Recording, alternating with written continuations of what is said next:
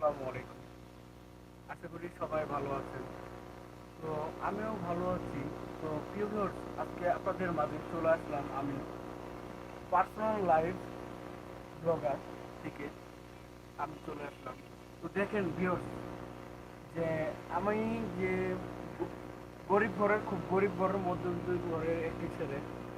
আমরা কাজকর্ম দেখেন, আমি সব কাজ করি, এগুলা ফার্নিচারের কাজ করি।